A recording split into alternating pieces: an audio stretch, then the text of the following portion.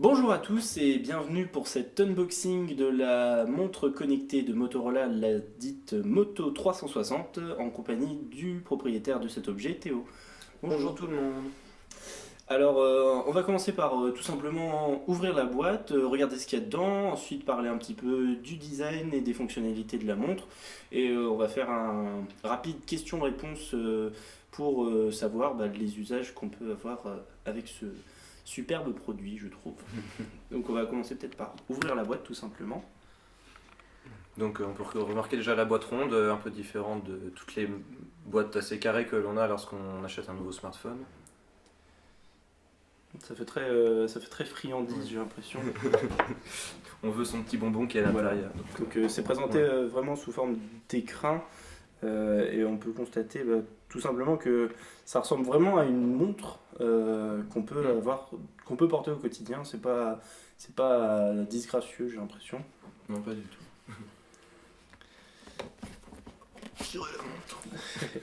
Donc voilà, c'est présenté comme en bijouterie sur une espèce de support. Du support en mousse. Oui. Je sais pas si tu... Oui, c'est bon, c'est vu. Et donc à l'intérieur de la boîte, on retrouve. Tout est caché Voilà. en dessous. Voilà. Donc on commence avec un chargeur basique, toujours micro USB. Et le dock de la montre. Voilà, qui doit être sa partie la plus intéressante, puisque ça vient compléter un certain souci au niveau de la batterie. Donc un objet plutôt esthétique pour pallier à ce problème-là. Et à noter que c'est très pratique pour utiliser la montre en tant que réveil, lorsque l'on a place pendant qu'elle se recharge. Ouais. D'accord. Donc voilà le contenu de la boîte tout simplement, sur le plan basique de la chose. Donc pour commencer, on peut parler de la position nuit de cette montre, qui est assez intéressante puisqu'elle peut servir de réveil. Mais il est à noter quand même que l'écran ne s'éteint jamais lorsque la montre se recharge. Donc si l'on cherche à dormir dans le noir, c'est foutu. C'est pas pratique. Il faudrait ne pas la recharger pendant la nuit et essayer de la recharger que le matin. Ce qui est possible si l'on se lève environ 1 heure avant, on peut obtenir une bonne charge pour la journée. D'accord. Et donc tout d'abord, au niveau du design, il y a cet écran circulaire qui est vraiment sympathique, mais qui ne l'est pas tout à fait en fait circulaire. Il y a ce petit onglet, j'ai l'impression, un bord, qui était nécessaire pour l'implantation d'un tel écran. Il est stocké. C'était un besoin pour leur part. Ils pouvaient pas faire un Niveau écran matériel, totalement circulaire. Et sinon, pour parler encore du design, il y a un unique bouton qui sert à réveiller la montre en quelque sorte. Soit à la réveiller, soit à l'éteindre, les deux fonctionnent. Enfin, c'est un bouton de verrouillage en quelque sorte. Donc il va éteindre l'affichage quand elle est portée. C'est un des nombreux moyens de réveiller ou endormir la montre. Oui, parce elle dispose aussi du knock-knock. Oui. Il suffit simplement de faire un double tap sur la montre. Et on peut l'endormir avec une main devant. Ah oui, ce qui est assez un autre moyen de l'endormir. Oui. Et pour terminer et conclure sur le design, on peut parler du bracelet. Oui. Qui est d'un format standard. Donc oui, c'est un bracelet au format 22 mm, c'est un format extrêmement standard chez toutes les montres. On peut donc aller chez un bijoutier ou acheter soi-même un bracelet sur internet et le changer facilement. Il y a juste à ouvrir ce petit piston avec un petit ressort qui est dedans et on peut y mettre le bracelet qu'on veut. Voilà, donc ça s'adapte à vraiment tous les styles vestimentaires. Oui, si on veut un cuir ou un plastique, on peut très bien le faire soi-même. Changer soi-même. Donc au niveau des fonctionnalités de cette montre, il faut savoir qu'elle doit être forcément connectée à un smartphone. C'est l'un des prérequis pour en posséder une. Et l'utiliser. Voilà, et l'utiliser de manière optimale, enfin de toute façon. Et donc tout d'abord ça affiche l'heure, le principe de base d'une montre, donc d'une manière assez fluide et avec des phases différentes qu'on peut changer à loisir. Si tu pourrais montrer les Il différentes suffit faces. d'un appui long pour arriver au changement. Puis de base, on a une sélection offerte, que Motorola nous propose, mais après, on peut soit les créer très facilement nous-mêmes, soit en télécharger que d'autres ont déjà créé auparavant. Par D'accord. exemple, Donc celle-ci, voilà. La face Studio Ghibli. Et donc, principalement, c'est un outil à notification aussi. oui, parce que quasiment toutes les notifications que l'on reçoit sur son smartphone vont se retrouver sur la montre. Oui. Donc, par exemple, que ça va des mails, des SMS ou les notifications Messenger. oui, tous les Messenger, Twitter aussi, si un retweet ou un follow. Ouais. Enfin, après, ça va dépendre des paramètres de notification des applications, mais Oui, bien sûr. toutes se retrouvent au final sur la montre. Voilà. Et donc aussi, il y a tout un tas d'applications qui permettent de contrôler les appareils Bluetooth. Oui. Et de base, la montre, oui, est en permanence connectée au Bluetooth avec le smartphone, mais la montre peut elle-même se mettre à contrôler d'autres appareils Bluetooth, par exemple un casque ou des amplis pour faire passer du son. voilà, puisqu'elle dispose d'un espace de stockage interne. De 4 Go. Mais on ne peut pas y accéder. Seules certaines applications peuvent y accéder. Par exemple Google Music qui peut stocker donc toute la musique que l'on a mis hors ligne sur la montre en même temps. D'accord. Et donc cette montre tourne sous Android Wear, qui est l'OS portatif, enfin destiné aux appareils connectés de Google. De Google. Donc pour l'instant, on a la Moto 360, on a la Galaxy Gear de chez Samsung. Toutes les nouvelles principalement. Voilà, la LG G Watch, toutes ces jolies choses qui nous facilitent le quotidien. Donc on va faire un petit tour peut-être du propriétaire de Android Wear en soi. Donc un petit clic et on retrouve avec les actions Google que l'on a déjà sur le smartphone, avec par exemple les alarmes, les minuteurs et les notes de rappel, très utiles. Et donc pour développer une application spécifique pour Android Wear, il faut donc le SDK Android.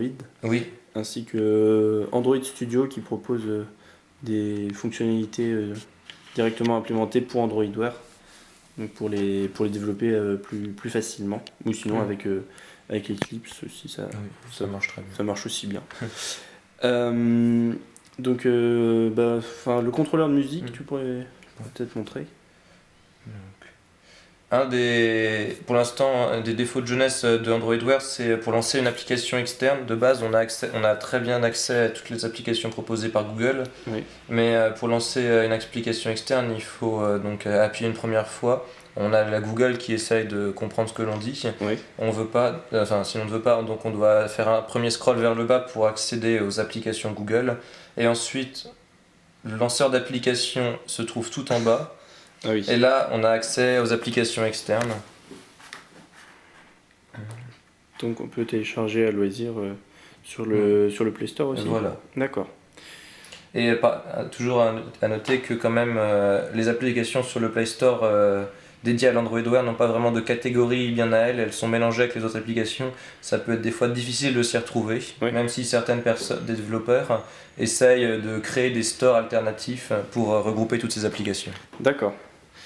Et donc pour l'instant le choix est assez limité ou il y a déjà des applications très intéressantes qui sont disponibles ?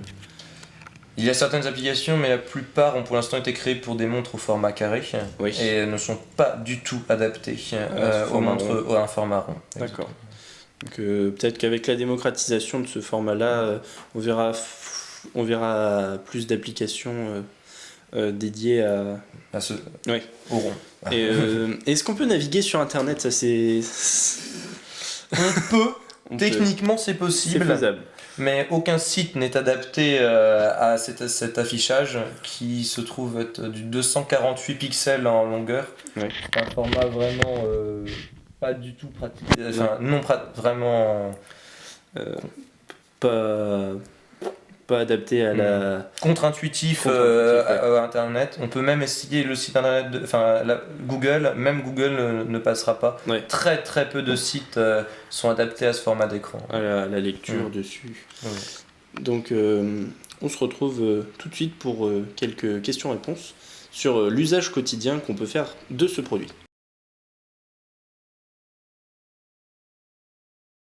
Questions et réponses à présent avec le repropriétaire de cette moto 360. Donc l'un des problèmes dont on a parlé tout à l'heure et qui a été principalement soulevé par les sites d'IT et tout ça, c'était l'autonomie. Qu'est-ce qu'il en est vraiment ? Au départ, la montre est très faible niveau autonomie, surtout qu'on va beaucoup jouer avec les premiers jours, installer beaucoup d'applications, en tester certaines. Donc, elle ne fait pas plus de la moitié de la journée au tout début, Oui. mais c'était beaucoup de problèmes logiciels Oui.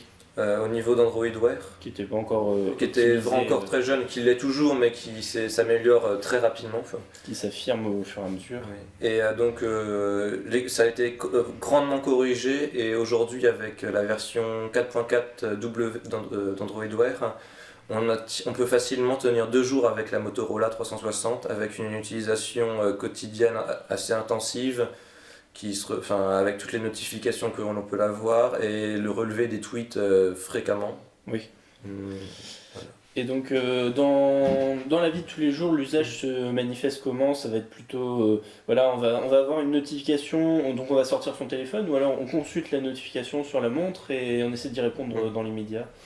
Ça va dépendre du type de notification. Si c'est un message court ou un mail court auquel on peut répondre également courtement, genre comme merci, oui j'arrive, merci, à tout de suite. Oui. Dans ce cas-là, on va lire la notification, puis on va dire OK Google répond le message que l'on veut répondre. Parce que il n'y a pas vraiment de clavier encore proprement dit, donc tout se fait à la contrôle vocal. Ouais.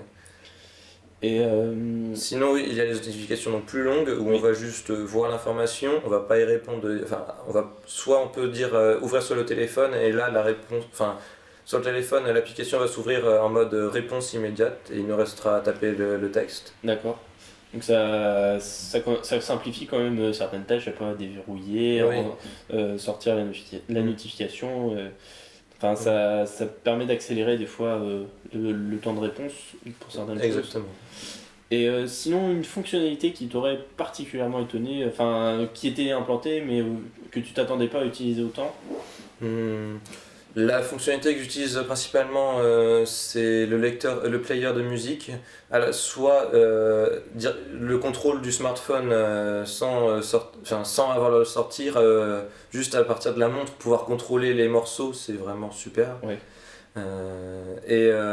Sinon aussi, donc comme on l'a dit tout à l'heure, la musique peut être stockée sur l'appareil, et donc toujours contrôler la musique mais directement de la montre. D'accord. Également. Puis il y a aussi quand même beaucoup l'application, une sous-application Twitter qui permet, vu qu'on reste assez discret grâce à la montre. On peut regarder ses tweets. On peut regarder, charger une vingtaine de tweets d'un coup. Mais la montre n'a pas de connexion internet, donc toujours là on passe par le téléphone, on envoie une requête en Bluetooth au téléphone pour charger les 20 tweets, puis on les affiche, ils sont affichés sur la montre. Sur la montre, d'accord. Sinon, une des fonctionnalités dont on parle peut-être pas forcément puisque ça reste une montre, mais qui est quand même amenée à se développer sur les objets connectés, c'est toutes les applications de monitoring pour soi en fait, où on peut mesurer sa fréquence cardiaque sur la journée, le nombre de pas, toutes ces choses-là. Est-ce que tu t'en sers toi principalement ? Oui, alors de base Motorola propose une application pour gérer ça, mais elle n'est pas du tout optimale comparée à toutes les alternatives que l'on peut trouver. Oui. Même l'application assez récente Google Fit pour moi me correspond parfaitement elle permet donc le comptage des pas, le nombre d'heures marchées, avec une moyenne réévaluée quotidiennement. Voilà.